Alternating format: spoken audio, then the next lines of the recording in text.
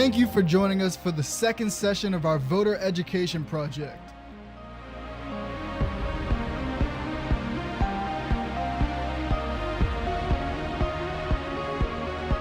This evening, we'll focus on the ins and outs of voting and why the Black vote has always mattered. Discover the crucial role your voice plays in democracy. Now, let's hear from our panel.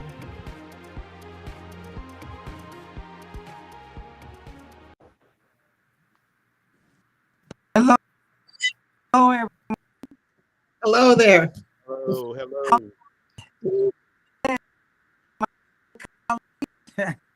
Greetings. Great. All right. Everybody, We're okay. You were a little blurry.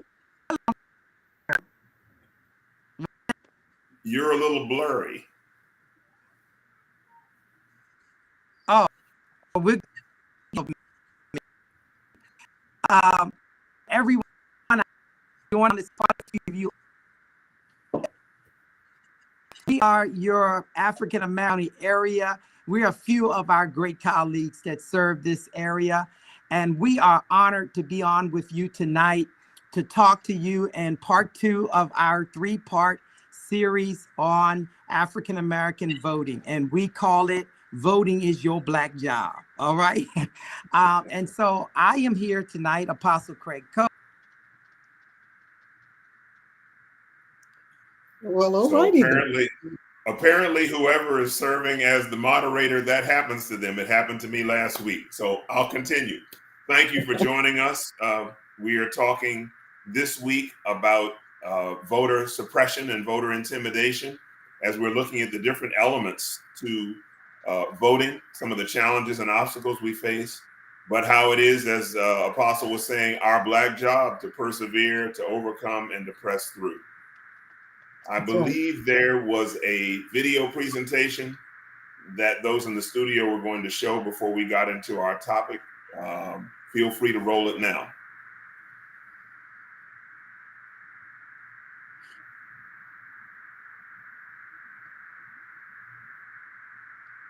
Or not. Well, while they're waiting, if everyone could introduce you. Oh, there it goes. There it is.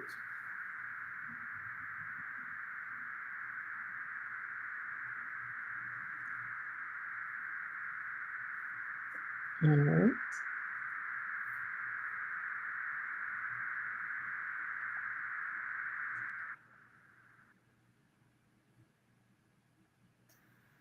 Okay. I think we're working out some live broadcast. Right. Well, yes. Technology is always fun. So everyone, if you could just introduce yourselves and let everyone know who you are, the congregation you're blessed to serve, etc. Pastor K, you're in my top left, so why don't we start with you? Sure. Good evening again to everyone and to all of our viewers. I'm Karen Johnson. I'm Senior Pastor at First Christian Community Church of Annapolis.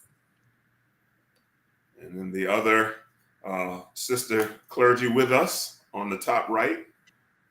My name is Dr. Tori Butler. I'm the Senior Pastor of Asbury Town United Methodist Church in Severna Park, Maryland.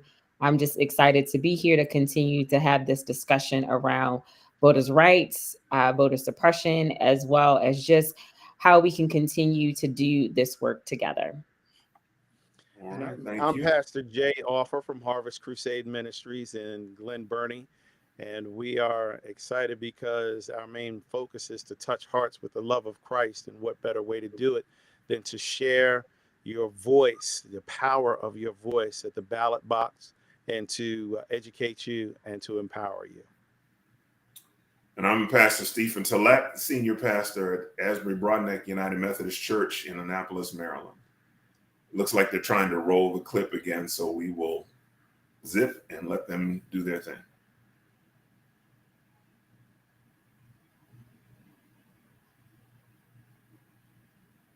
Or not. Okay, so I was privileged to, Pastor Reverend Dr. Zena Pierre invited me to attend a gathering of clergy in Prince George's County today over at Reed Temple. And while we were there, the AME bishop for the area, Bishop Jackson, spoke, and he apparently had been bishop in Georgia. Pastor and Senator Raphael Warnock and John Ossoff were elected to the United States Senate, and President Biden won the state of Georgia. And he was just talking about how it is our Black job as clergy over the next few weeks. Every week we need to be talking about getting out to vote. Every week we need to be talking about voter registration. Every week we need to be gearing up for the last Sunday in October, when we can use that as Souls to the Polls Sunday. He said fried chicken doesn't hurt. Everybody chuckled, but they understood. And that we want to just utilize the strength that we have as clergy in the African American community to get our folks out. And one thing I learned today, there's now no excuse whatsoever for not voting. You can register to vote on election day. You can literally go to your poll, whatever the polling place is in your neighborhood, your vicinity, and you can register to vote and cast your vote at that time. And I asked them, well, what documentation do you need? Driver's license, utility bill from your address, whatever. They said, no, you don't need any, which surprised me, but fine. Have some anyway, just in case. But they said it's not necessary. So even if you don't register, and you can register up until the 15th of October, and then if you're not registered, then you can still on election day show up to the polls and vote. And the apostle's back. Y'all, I don't know what happened, but I know this must be good information. Well, welcome to my life last week. Hi, Steve. I repent, Steve. I repent. Okay, so let me share with you, because I do believe we have a special guest in the background as well, waiting in the back office. So I wanted to just share from a Black history major perspective about history of voting, because I find that a lot of people who reluctantly do not vote, I really believe it's tied to the lack of education. I really do. I did a survey with some folks, and I was asking them, what is their connection to voting and growing up? How did they see voting and things like that? And most people, when they voted, did not really vote other than in the presidential elections. And that was with people kind of enforcing them to do so, and kind of reminding them. A lot of people weren't even registered when they hit 18. But this is the piece that really was got me the A on the paper, because I was drawing the connection between our exposure to voter history in the United States and our school curriculum, and our willingness to participate in the election process. And what I found is that there's a direct connection between the way we receive education about history and voting, that most times our history programs do not talk about voter disenfranchisement at all. It'll mention when women got the right and when men got the right, and Black men, and then it goes on to paint like this glorious history. In some kind of way, they throw Martin Luther King in there. But then we all have the right to vote, but they don't talk about some of the other reasons why we had to fight for our rights and are still fighting. And the last thing that I picked up that was interesting was that most African Americans that did not understand the connection between their voice and their vote usually did not participate in student government on a middle and high school level. Most of them had not participated, and most that I spoke with said that their student government was made up mostly of white students. And I thought that all of this is a direct connection to us feeling any relevance whatsoever when it's time to go to the polls. And so with that being said, I thought today it would be great if we share with our viewing audience, which is quite a few of y'all now. Thank you for joining us. I wanted to share with you dissertation. It's a really quick overview about voting. And I want to first share my little statement that should get your interest. And that is that the framers of the Constitution, the founders, the founding fathers, they did not envision, based on this tug of war about voting. They did not envision an America that was all inclusive. They envisioned a white Christian independent world. Okay. And their actions from the time of the American Revolution to the time of the framing of the Constitution is a clear depiction of such. So if you for a moment can kind of picture in your mind 1776, we won our independence from Britain, and everybody is supposed to be declared equal. According to the Declaration of Independence, all men are created equal.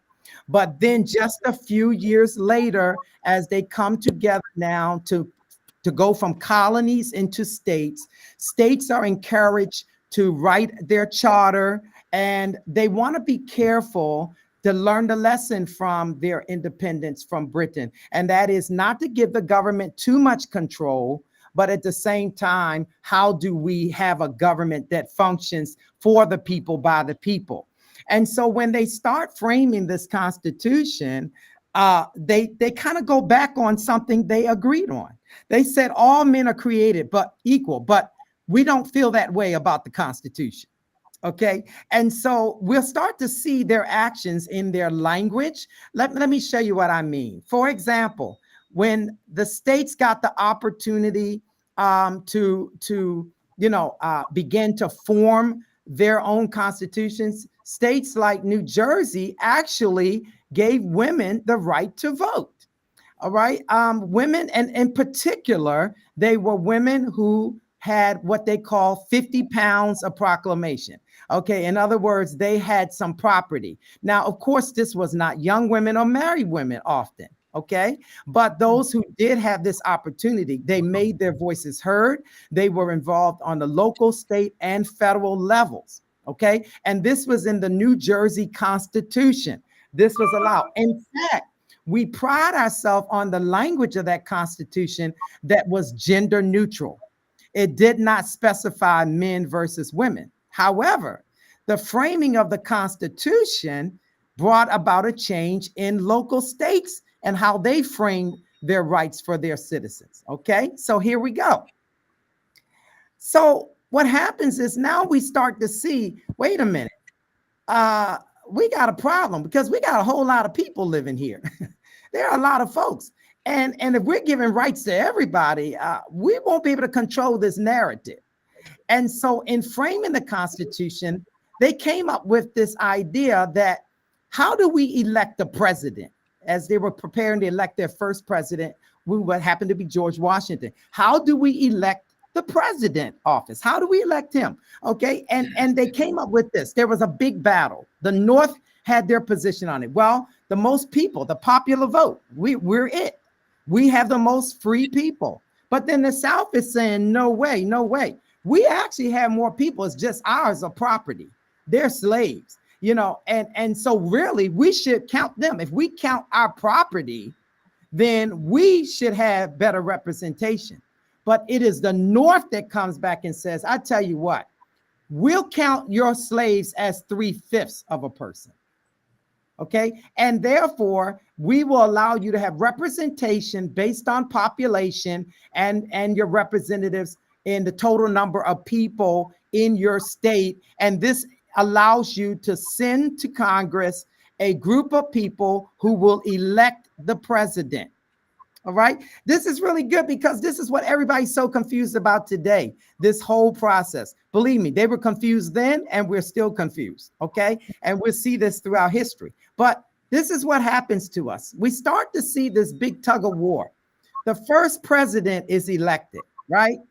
And when that president is elected, as much as we like to say, we now have the Continental Congress, we now have an official United States, we still have states that have individual rights, and many of them are not on board on all issues. So we are still trying to find a balance between what are states' rights and what are our constitutional boundaries. What is it that we do and do not want as a country? So I just want to put this out there that the first election of the first president was limited only to white male landowners. that disqualified a whole lot of people intentionally. This is written and this was stated in the Constitution. This was their intention, and this is what went forth. Now, if we fast forward a little ways, we start to see how the three branches of government kind of weigh in, right? You got your legislative, your judicial, right? And your executive branch. Well, the Supreme Court had a lot of weight on a lot of the decisions that had been made from the very beginning, even to now. I put this picture in because I thought it would be interesting that many of us who are Marylanders are watching this will understand the real big role that Maryland legislators played in this whole process of granting the privilege to people versus the rights, right? It was really like a privilege to vote. And this gentleman right here, he actually had a seat right here at the Annapolis State House since 1782. He's been sitting there until recently he was removed from his position. He was one of our representatives from Calvert County, born in Calvert County, Maryland. He was a Supreme Court justice by the name of Roger Brooke Taney. Okay, he was the guy that ruled on the big decision on the Dred Scott case. Now, Dred Scott was a slave who traveled with his master from a slave state into a free state. Because remember now, although we're dealing with a constitution that's passing amendments and whatnot to say what is legal, what is not, states still had a right to make decisions and interpret it the way they wanted it. So he left a slave state and went into a free state where technically he is a free man. But then he gets married, which he's entitled to do, right? And then ownership of this man is passed down from one owner to another.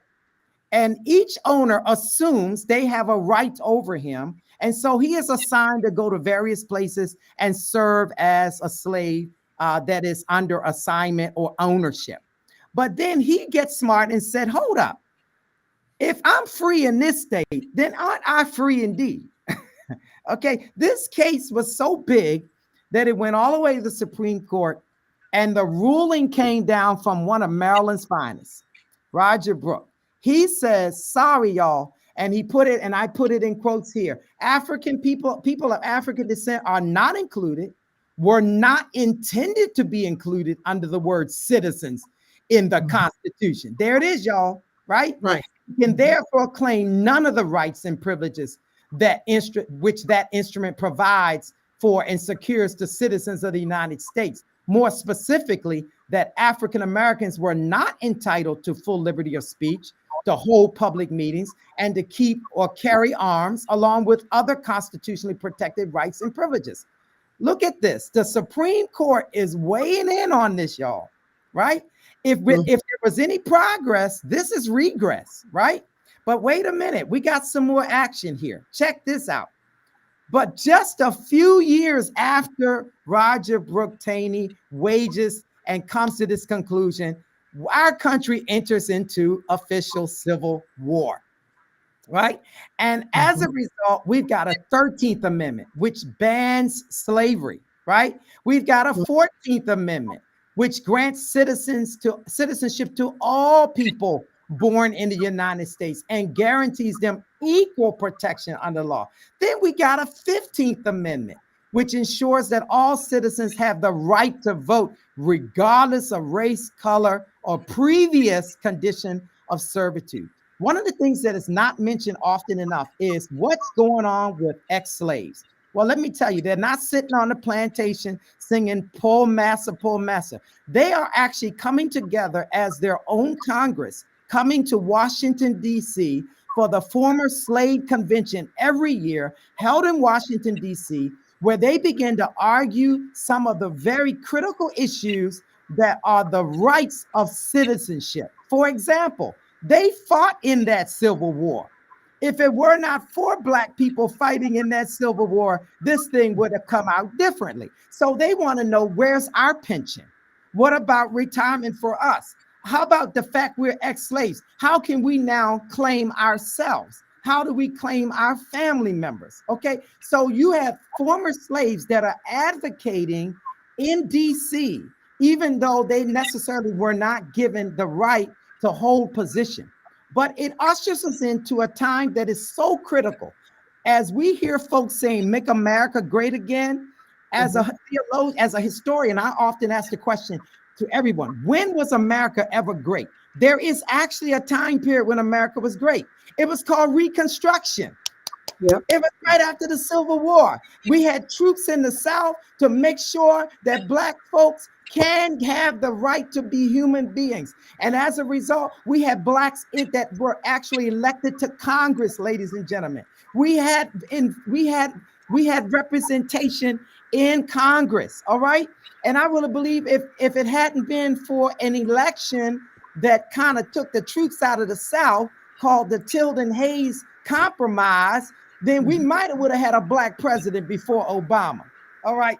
But the point I want to make is that this war back and forth has been because of the interpretation of this document that we hold so sacred called the Constitution. All right. Even when it comes to the abolishment of slavery, that Constitution says that slavery shall no longer be valid in the United States except as a punishment for a crime in which a person has been duly committed, right? Okay, well, why do we have such an overrepresentation of African American people in the jail systems? Because it legitimizes slavery. Let's go forward, okay, just to give you something to think about. So as the amendments push us forward, 13th, 14th, 15th Amendment, states start pushing back. The nerve of them to instill literacy tests. In other words, if you can read this, then you can vote. Okay, well, you know who that disqualifies, right? Poll taxes, right? All of these things start going into place in various states to stop African American people and also others from voting. Because I'm going to go there right now, because we weren't in this by ourselves, all right? And this is why we know for a fact how Obama won office, because it wasn't just Black people who voted, ladies and gentlemen, okay? This is why we got to understand how powerful our vote is. Look at this. Congress starts passing laws that favor the states. How does that happen? It happens because when you don't vote, the people who do vote, they send representation to Congress that represents their views. And so every time we have this change in Congress, we have this threat to the progress. So Congress starts passing laws that favors particular states, okay? And some of the laws that they passed resisted Native Americans from being able to even be called citizens. Then they come back again and say, hey, Native Americans can actually consider yourself citizens if you give up your land rights and deny your tribal rights. What are you saying here, right? Why are they giving up their land? Because there is a desire to expand westward. In the movies, they call it How the West Was Won. They make Cowboy look like the hero, but they won't tell the truth that are taking the land from natives. They weren't Indians, as Columbus falsely called them. They are indigenous. They are the natives of the land, right? But they were driven off their land and laws reinforced it, okay? So this not only happened to them, but the Chinese were being excluded. So Congress starts passing laws, the Chinese exclusion laws, to make sure that Chinese could never be citizens in the United States, okay? Anytime you had a group that migrated here that were not of European descent, a law popped up, okay? Let's go forward here. I'm almost done so we can have a good conversation. But yet still, there are times that Congress forges a path forward. For example, the Indian Citizenship Act. Right, the Indian Citizenship Act, and then you see the president standing right there, President Coolidge, proud of this agreement they've made now to give Indians, or as they call Indians, indigenous right to vote. Right, okay, giving them an opportunity to vote. And then to the Exclusion Act. Here's the big one: getting a vote. Women fighting and gaining the access to vote. This changes the up until this time are treated just like minorities are treated, right? And so in a way, it's kind of good because it got women on the same page with minorities, which interesting enough today, we still, for the most part, are on the same page and in the same wagon, okay? Let's look at this.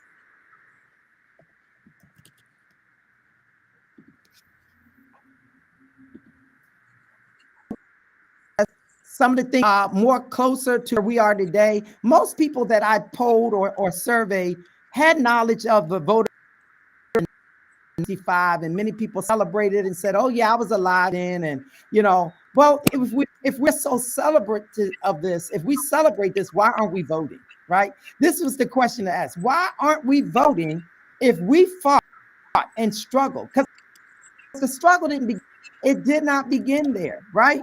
But as a result, here we have the Voters' Right Act, 1964, 1965, we gained access to vote. Does it mean it's without disenfranchisement? Absolutely not. Now we got to throw in old Jim Crow, right?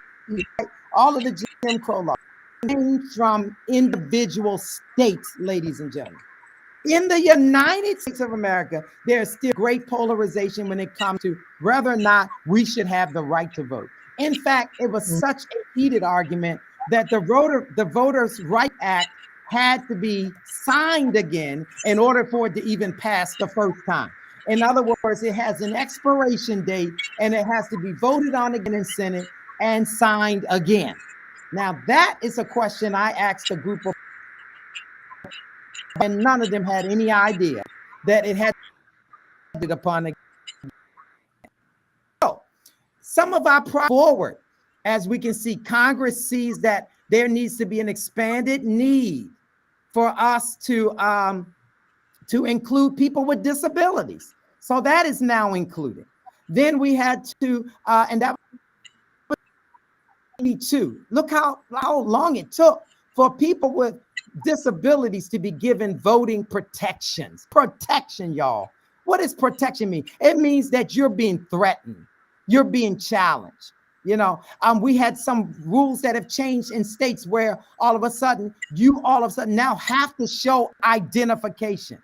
These are state decisions that are made to voters, right? Then, of course, the big change in the 70s, where the voting age has been now reduced to 18. I want to make one statement that'll make your mouths drop wide open if you didn't know it. Did you know that the framers of the Constitution, the fathers of the Constitution, were as young as 18 years old? Did you not know that the oldest signer of that Constitution was only 44? Okay. Here's no one.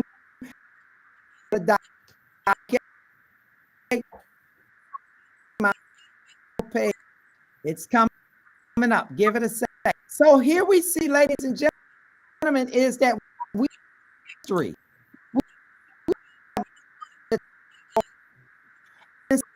of giving rights to people to vote. We are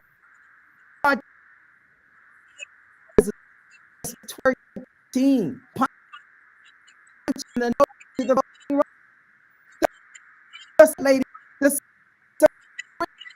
formula that was at the heart of Voting Rights Act. Now voted against the put this in as the last slide because I want to make sure we understand, ladies and gentlemen, we shouldn't be at ease. We are still trying to defend our voice. But if you don't use your voice, then those that are taking your voice don't matter anyway. And I think that this is a good place to perhaps start this conversation because I think a lot of what people say to me are the reasons for not voting. They say their vote doesn't count. Well, I say we need to give you a history lesson because your vote has always mattered. And in fact, when it comes to electoral college, there are states that it's winner take all. It is winner take all. Yes, if we look at the history of, we've had where the popular vote, right? But an elector from the electoral college goes in and clicks the lever for the non-winner. So the Clinton race, Clinton and Trump, right? And it happened with Al Gore and Bush. Yet these moments happen, but they're not as frequent enough for you to say your vote doesn't matter. Okay, let's have a conversation, ladies and gentlemen. Let's talk. Before we do that, weigh in on this, y'all. Weigh in. I just want to ask: is Attorney Jones in the waiting room? Because if so, he's on a train on his way back from, I think he said New York. He's one of the leaders of the Transformative Justice Coalition, and they are knee deep in their work leading to the election. Is he in the room? He is not in the room at the moment. Okay, all right. So since you touched on the Electoral College, I would like to share just a paragraph from my book, Stop Falling for the Okie Doke, How the Lie of Race Continues to Undermine Our Country. And I wrote, well, actually these two paragraphs, but I'll just get right to it. I have two brief comments on the Electoral College.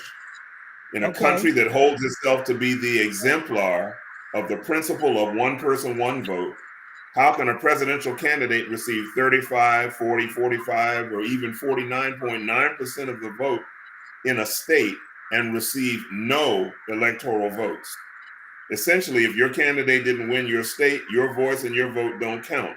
They should at least pretend the votes of the people matter and allocate the electoral votes proportionally to the actual votes of the voters. But then here's the historical piece.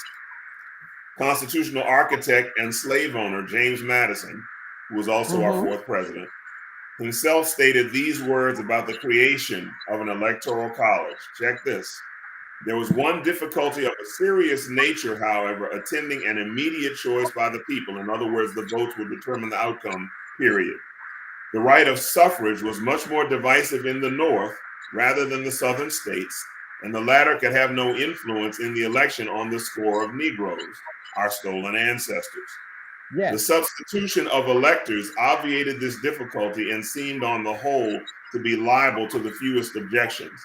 So the Electoral College was put in the Constitution, number one, because as Apostle said, they did not have everybody participating. It was only basically white landowners. So even poor white men couldn't vote, women couldn't vote, and obviously almost all of our ancestors could not vote because they were enslaved. And so we are saddled in the 21st century with something that was deemed necessary at the end of the 18th century, the end of the 1700s, in order to form the Union, to begin the country. Fine, if that's what you needed to do to get started, okay. But why didn't they get rid of it after 1865, before they let the Southern states back in? Why haven't, and in the 1970s, there was actually a movement in Congress to eliminate the Electoral College that was favored by a majority of the people. But now that you have I'm just going to go straight for it, a Republican Party whose policy prescriptions do not meet the needs of a large majority of the country, they know they cannot win a presidential election, at least not the popular vote. The last time Republicans won the popular vote was Bush won, George H.W. Bush in 88, and then George W. Bush in 2004. Every other election from 92 through 2020, Democrats have won the popular vote. And so Republicans know their only way to get into the White House, to fill the Supreme Court with activist reactionaries that they say our Supreme Court is the most conservative Supreme Court in 90 years. 90 years ago was in the 1930s. My mother, who's now 100, was in elementary school 90 years ago. And this Supreme Court is the most conservative Supreme Court since the 1930s. And they think that's a good thing. The 1930s were good for some people. For white men, yes. For people with money, yes. For people that look like us, no. For women, no. And yet that's what they have engineered. And the Electoral College is the way they get it done. And that's why we hear all of this conversation about the battleground states. see a presidential candidate in like 42, 43 states, but they're focusing on these 7, which is why as we have our cousins on from around, we're sharing these videos around the country because it's not just about Maryland. If you are in Georgia, if you're in Wisconsin, you're in Nevada, you're in Arizona, you're in Pennsylvania, and guess what? In Texas, where there's a brother running for U.S. Senate so we can get rid of Ted Cruz, God help us. And he's close. The race is close to tie. And in Florida, where the race is very, very close, there's a woman running and it's neck and neck, it's tied. We can turn this thing, as my former Bishop Felton May used to say, turn the world upside down and right side up. But that's going to depend on you and your vote. Yes. Others? So I think Pastor Tillett made a very good point in the very beginning. And in my mind, the Electoral College dilutes the voice of the people, the will of the people. And one of the things that I've constantly share with my congregation and those people that I deal with in the community is, the false narrative that it's a race thing has to be put down. And I think this nation can turn a corner if we begin to understand the struggle for power and who's pulling on each end of the tug of war rope. It's the haves, the ones that make up the majority of the wealth in this country. They want to keep it. And that's why they want to make sure that the people who are sympathetic to and understand the rich and the power that they have, are supporting them, and the people who can take them out of those positions of power, or at least not redistribute wealth, but give people more access to the benefits of this great country. Keep them blind, keep them out of the voting booth, keep them unaware that there is a way for this country to become greater than it ever was. And the power's in that voting box. The power is showing up at your local events that are happening, that your elected officials are having, paying attention to when a politician, for our politicians, our elected officials here in Anne Arundel County, are posting what's happening in Annapolis, what's happening for the county council, what's happening for us and our particular livelihood. If we got a hold of the concept that we in fact do have this power, it changed the entire nation and tilt power back to the people where it belongs. Yes. Dr. Butler? We had a question on the chat that was asked around what would it take to eliminate? Yes. Can the Electoral College be done away with? Okay. There is a formula for it, but it ain't gonna happen. The formula for it requires either that it be passed by a 2/3 majority in the Congress, and then you can't get a 2/3 majority in Congress to agree to turn on the water, to turn the lights on. So, because again, Republicans understand the only way we can get the White House and therefore make these awful judicial appointments so that we can keep the country in the 1930s is the Electoral College. Now, it never occurs to them that maybe if they change their policy prescriptions to meet the needs of more Americans, maybe they could win an election. But so the other way would be that it would go to the states, and 37 state legislatures, I believe, would need to pass it in order for it to become the law of the land. And again, because of gerrymandering, that's not going to happen either. Just very quickly, and just as an FYI for folks, if you know how to get to me on Facebook, I've been doing a series of reels on different things related to the country and our politics in this election. And the one that got posted today is one on gerrymandering. Gerrymandering is basically when the people in elected office choose their voters. I did not stutter. The people in elected office choose their voters. The way it's supposed to work is that we, the people, choose the people in office.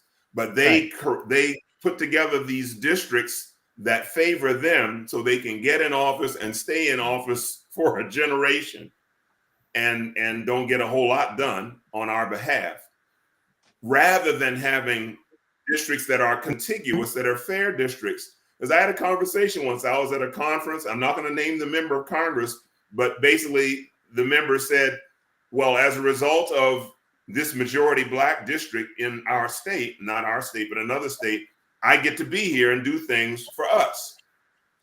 And I'm sure I was the only one in the room. I was like, well, I hear that. But my thought is just have fair districts. So you don't have all the Black folks crammed into one or two districts. Spread it out. Have the contiguous fair districts, and you make your case. And if there are enough people to feel like you're speaking to their needs and their self-interest, you'll get elected. But we don't owe you a career in Congress. But anyway, so gerrymandering forces these districts on us. And so you'll have a state, for instance, like Texas, where about a third of the people in the state are independent. Same for Maryland, same for other states. So a third are not Democrats or Republicans. And they want us to stay on this two-track road, Democrat, Republican, and that's it. That's part of the problem. May I share one more thing real quick? Because I know Pastor K may want to say something. Yeah, until recently, I was an unaffiliated voter in Maryland, which means independent. I was not Democrat or Republican. And then in the primary 2 years ago, I went to vote. In the primary, they had election for school board, which is supposedly nonpartisan, and for retention of circuit court judges, which is also supposedly nonpartisan. But because I wasn't a Democrat or a Republican, I did not get to vote in the primary. And we have these two private corporations, the DNC and RNC, Republican National Committee, Democrat National Committee, that run our politics. They're private corporations. They're not in the Constitution. They're not anywhere. And we have let them do that to the point where even when there are debates, well, you're not polling at 20%. You can't even get on the stage. Well, how? So no one gets to hear their ideas. And that's why we're on this roller coaster back and forth, back and forth. And that's why, my brothers and sisters, your votes are so essential. Because when more of you show up than they were counting on, things happen. Positive things happen and change can happen. Thank you. Dr. K? No, I just had a question. Steve, if you wouldn't mind just stepping back. I think when you were giving your presentation, you mentioned that in 1970, I believe, that the Electoral College could have been eliminated. It had a bipartisan majority. What happened? What stopped that? Okay, so I'm glad you asked that question. It brings into the picture the need to educate people today about the history of our two parties. Because a lot of people are downing the Democratic Party and saying, well, the Republican Party was. But I don't think I understand the switching. Exactly. That it's important that we educate people, because the Republican initiative party supported in America because Americans in slavery. But Apostle, you're buffering. Okay, can you hear me? You're buffering. Yeah, you were. Oh wow. We can hear you now, but okay. Right. Oh wow. Okay, I'm sorry. Yeah. But I didn't get the answer to my question though. Yes, I'm coming to your question. Because it was going to be a change. They didn't, because see, as long as there's the Electoral College, if nothing else, and we know it was established because of slavery, but it was also a safety valve, I think, to prevent the worst possible thing from happening. But then in 2016, it failed us and the worst possible thing happened. And so we've been dealing with the era of Trump for the last That's 2016. So that's 8 years so far. He came down that golden escalator in 2015, and he's trying to get back in. And the only reason he's even running, because he was a horrible president, and everybody knows it, the only reason he's running is to stay out of jail, because he's broken so many laws. And so the Electoral College is his only shot to get back in. So Steve, can I finish? Well, you were buffering. You were go for it. Oh, okay. Well, I hope I don't buffer, because I got to make this point. The Electoral College was not formed for slavery. It was reinforced by the 3/5 Compromise. It was formed as a real true buffer because of the problems that they were trying to avoid from their lessons with Great Britain and their type of government. But they did not imagine that they were going to have so many people that would have a right to vote, which would change a whole lot about how this country would go forward. And so what I was going to say about that change in the 70s is because you remember when the age goes down, you have a different group of people who are voting that are 18 now. And most 18 to 23-year-olds are mostly the people that have been the root of change, the college students, the rebels. And so giving them this opportunity to make change, it wasn't going to just stop with how people are treated. It was going to also go straight across the board, and it would have definitely reformed the voting process. So, again, the Constitution being framed started with young people. That's what's so critical. I know they look like old heads in them pictures, but those were their presidential pictures later in life, I guess. But they were young people who were trying to form a more perfect union, per se. And so their ideals were based on their limitations, what they saw. They didn't know what Black people, who we really were. All they know, we were multiplying because they were bringing us here from the 1600s, but we also helped them win the independence, right? So it's kind of like give and take. And then every time there is conflict, we are a central part of change.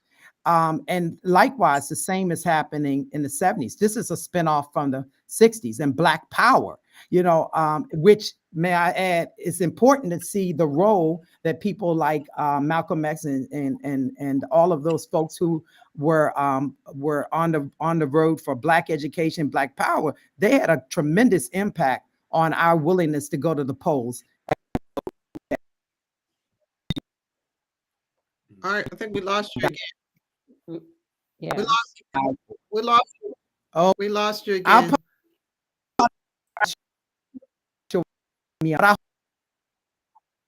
Well, not all the way, because when you talk about the change in the 70s, that you now talk about my era, because I turned 18 then, and yes, that's when I began to vote. But I thought I heard him said that in 1970 there was a bipartisan majority agreement to now eliminate the Electoral College.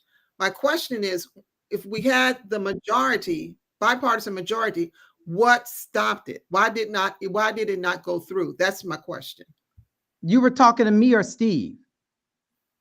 I was talking to bipartisan agreement. Yes, because it was in Steve's book. Oh, right. I thought you were right, Steve. So he wrote that in the book. Okay, I got you. So I would say one of the main obstacles is that more of the rank and file, the younger members who didn't have as much skin in the game, who wanted to eliminate the Electoral College. And you had the older lions and the committee chairs, and committee chairs functioned like, and I'm not meaning to be disrespectful, but functioned like gods in the legislature. If you wanted to do anything in the legislature, you had to get in line. And so they were able to apply their pressure to kind of kill it. But look at what has happened to our country. Now there have been about 5 elections, very quickly, where the person who got the keys to the White House did not win the popular vote. But in the 1800s, basically these are people, country first, country before party, country before self, country before I'm trying to stay out of jail, country first. But in the 20th century, or actually the beginning of the 21st century, Al Gore beat George W. Bush in the popular vote, and actually beating him in Florida till they started playing games. George W. Bush gets the keys to the White House. What does he do? He appoints John Roberts and Samuel Alito to the Supreme Court. So 5 of the 9 justices on the Supreme Court were appointed by people who didn't win the popular vote. Trump did 3, 2 of which were stolen, one from Obama and then one from, I guess, Biden, because they decided they were going to ignore the fact that Alito was dead for 11 months. He died in February 2016. And they did, like, you know how we used to do as kids, la, la, la, la, la. That's what the Republicans did. It's like, we're not doing it. We think the people should decide. The people did decide. They voted for Obama twice. But anyway, so 5 of the 9 Supreme Court justices were appointed by people who lost the election.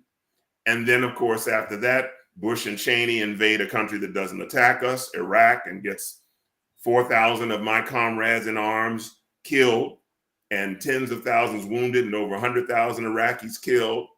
And, oh yeah, they crashed the economy. So when you put somebody in that does not enjoy the consent of the governed, bad things can happen. George W. Bush was a bad thing. Clearly, a bad thing. The Electoral College needs to go. But I don't see it happening politically because of gerrymandering and just the calculus and Republicans knowing we want to keep doing things the way we do them. We just and we can try and eke out a win in the Electoral College and keep tearing stuff up. That's a problem, and that's why we're in the difficulty that we're in my opinion. Got Or it. 1907, when you talk the Electoral College in the representatives, but in the Senate, it did not. Am I right, Got Steve? it. Okay. I remember that. You're right. I'm too young to know, but I remember And what's reading the F word in the Senate that keeps filibuster, progressive things from happening? The filibuster. Here it is. Filibuster. Filibuster. Yeah, I remember. So, and hold on to that word. I'm going to do a reel on the filibuster too, because the way that works is unless you can get 60 people to say, yes, let's move forward and do this. And how are you going to do that in a Senate that's 51-49? You can't get anything done. So people want to blame Vice President Harris because the George Floyd criminal justice bill didn't pass. That's because of the filibuster. They want to blame President Biden because the John Lewis Voting Rights Act didn't pass. That's because of the filibuster. But the filibuster is not in the Constitution. It's a Senate rule, and that's all. And every time a new session of Congress begins, they establish their rules. And so if they are Democrats are fortunate enough to have the majority in 2025, they need to put the filibuster in a shredder or something and govern so they can pass laws that make a difference. Because if they don't, you're going to have conservative courts continuing to frustrate what the people would have wanted presidents and legislatures to do, and it's going to continue. Well, Pastor T, Pastor J has been trying to hop in. If I'm not wrong, I mean, if you guys can give me more information if I'm off base, but around the time when the movement to get rid of the Electoral College it hit that wall, the GOP stepped up their efforts, and we began to see, and this is why it's important for us to pay attention not just to what's happening in Congress, but pay attention to those 2 corporations that you were talking about, and the other discussions. ALEC came to being, the American Legislative Exchange Council, and I want people to pay attention to that. American Legislative Exchange Council, which meant that your votes have become money. And then the words that Paul Weyrich spoke so clearly. He said, we do not want them to vote because when they vote, we lose. It was a clear understanding at that particular point that the conservative agenda began to suffer because they didn't have the votes of clear thinking, sane people. Their cause has always been for the demise of democracy. And I know I'm going to cause problems with a lot of my friends when I say that, because I believe everybody should be at the table. But I think everybody should be at the table and nobody should be pushing people away from the table. So when you make statements like, we don't want them to vote, that's a clear threat to the premise of democracy.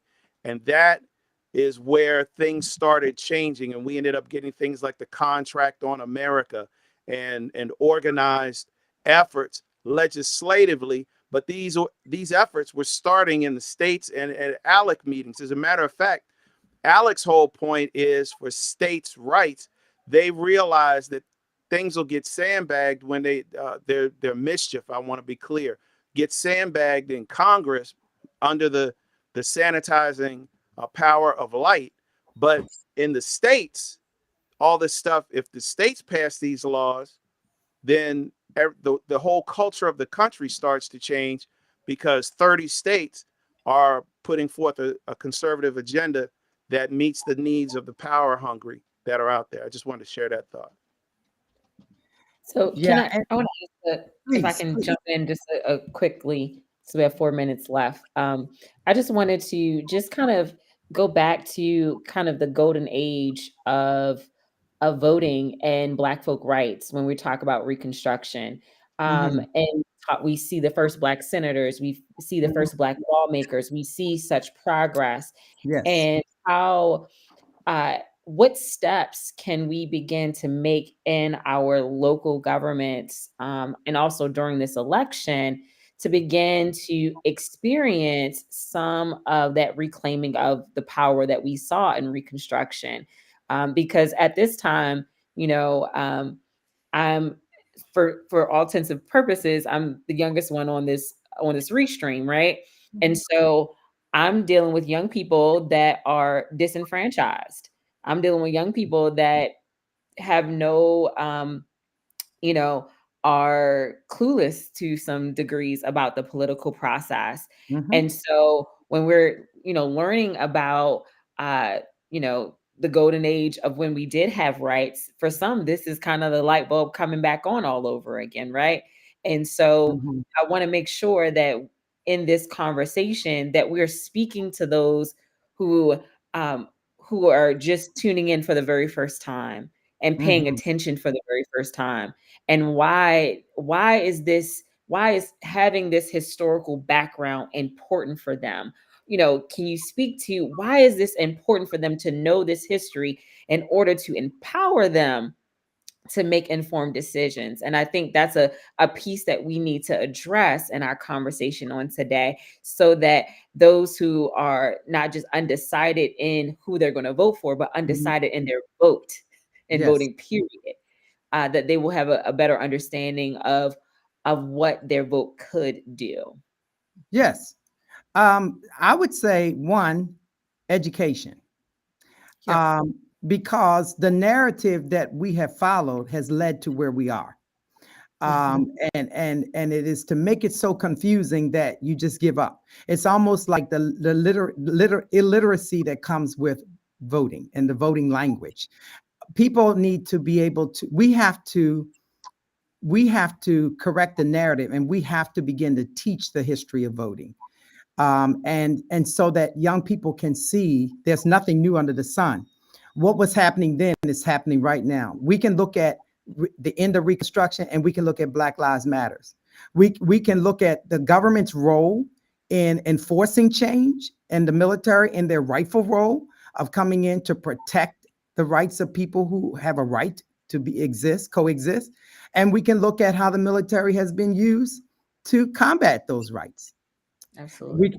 And I think when we start speaking that language, we're speaking to the thing they're angry about.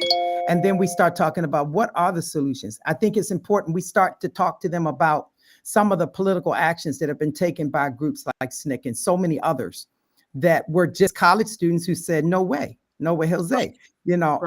Not just Black students, the white kids that lost their lives. But, it happens, real change happens on that level. Right. That's what the power to change our nation has to be taken away put back into the hands of the innovative, creative thinkers that have always been the ones. And I think to walk them through history and show them this in action and show them how grassroots organizing really is, from the bottom up, is the way to change what's at the top. I believe that's a part of the. And I think there are 26 states in the country that no longer require civics education in high school. Yes. So we have a group of people growing up not learning the history, not learning about their government. That's how you can have Jimmy Kimmel and others have these interviews, the man on the street, the woman on the street. Who's your mayor in the city of New York? Now, maybe more people know about him now because he's been indicted, but who's your mayor? Who are your senators? How many, who's the president? And they don't know. So that's the first thing. That's the first thing. The second thing, Dr. Torrey, is this year is a presidential election year. So everybody's paying attention. Then they're going to take off until 2028. So what happened in President Obama? Obama won 69 million votes in 2008, more than anybody in history. He had 60 people in the United States Senate. He could have governed his tail off. Well, he was a little more modest than I would have liked. I would have been more, let's do it, swing for the fences. But what happened? 2010 comes and nobody shows up to vote. So instead of 60% of the vote showing up, 40% of the people voted, and the 40% don't want the same things the 60% wants. How is that important to us here in Anne Arundel County? Next year is 2025. The city council and the mayor are elected in Annapolis. You can't take that off. 2026, the state legislature and the governor are elected. You can't take that off. Every time the polls open, you need to show up and vote. And if you don't, people who don't share your interests will show up and vote, and they'll put people in who will frustrate the agenda of the people you put in who you wanted to succeed.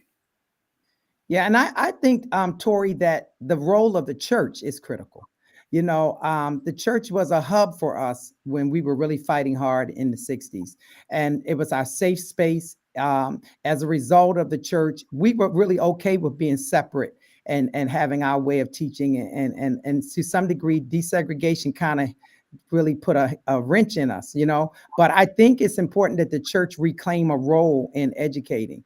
We can have programs that educate our children and our youth, and we can set up mock governments and things of that sort so that we introduce them to the language of politics early so that they aspire to be politicians and to change the game. Because I really believe that if we get hung up on the electoral college piece, we've missed a big piece, because it's the only election that is controlled by electors. Everything else is by popular vote. So that means that your school board members is just as critical, because it matters what content we are having thrown out of our schools because it's black intended, and so the people sitting on the board make just as critical decisions as the people in Congress. The people who are judges make just as critical decisions about our lives. They see us come in the room. It doesn't matter who we have as an attorney, because we're black, they're going to deem us guilty. So we have to see that the involvement in local politics is just as powerful. So that when we begin to see power level work, to go for the big. Mm-hmm. Yeah. So y'all, next week we don't want people to miss next week, right? Because next week we'll get. Enjoy this conversation? Don't miss our next session on Tuesday, October 8th, where we'll tackle strategic voting and understanding the entire ballot. Now back to our panel for final remarks.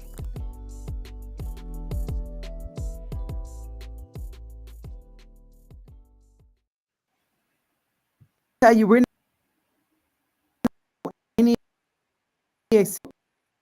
next we're going to talk about strategic voting, the later, because you don't understand. Get some understanding. We're here to help you get clarity in voting. And I'm so glad to be joined with my colleagues, you guys. That's my final words. Stay with us until next week. Don't miss it. You're going to have many reasons to vote, okay? Use your voice.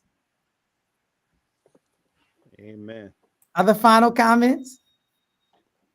Sure, I'll just jump in as far as, and this kind of going on with what Dr. Butler was speaking.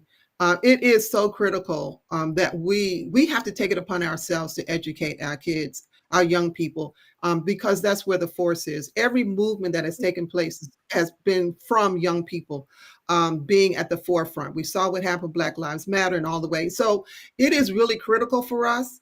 And for parents to get it, I just think back with me growing up, I went to the voting booth in the voting booth with my parents, so, we have to make sure we bring our children along with us so that they can see us in action and have these conversations. So I'm totally in agreement with that. It's going to take the church educating, it's going to take our families educating, and somehow we got to get civics back into the schools because folks have no idea how the government runs, and that's exactly why they're blaming, Biden for things, and because they don't understand how the government runs. So, yeah, great conversation with you guys today. Dr. K, my mom did the same. I was so fascinated. She took me back when you had to pull the lever down. Yeah. And Oh, see yeah. the ballot, and that got me involved in the political process. And currently, my dad serves as a poll worker. Yes. And my church is a poll place for Anne Arundel County. So That's awesome. So I'm invested in making sure that we are voting, that we are using our voices, that we are using our bodies to show up and continue to show that our voices, our concerns really do matter in our county and also our state. And so I hope and pray that you all will stay on with us next week as we go through the whole ballot, because sometimes that ballot is confusing. We don't know who from what. And so we'll just end up voting down the line and have no idea who we're voting for and what they believe in. And I think it's so important for us to take a step back, to do some research, to find out who these people are. Sometimes they send out mock ballots for you so that you have an ability to just kind of go through and mark up who you want to vote for because you've done the research. So you're just not randomly filling in a block or leaving a block empty because you weren't informed about the policies. Right. I like to tag on with Dr. Butler for our young people. I don't know how many people are aware, but you can register at the age of 16. And while you cannot vote until you're 18, you're registered. And what does that mean? When you're a registered voter, that means that you can work at the polls and you can actually be there and lend a hand. And you get paid. It's not much, but you get paid when you are a poll judge. And so if you go and you get involved in that, you can learn about the process firsthand. And then when you are ready, you will be voting soon. I have a 14-year-old child, and I told her the next president election, she will be voting for the president of the United States, and she's 14. Think about that process. Yeah. I'm grateful for our young people. They put the pedal to the metal when a lot of us want to back off, but they're the ones, Karen and Jay, y'all probably remember when we were in elementary school and they had the emergency exercise. In case of a nuclear attack, get under your desk. Remember that?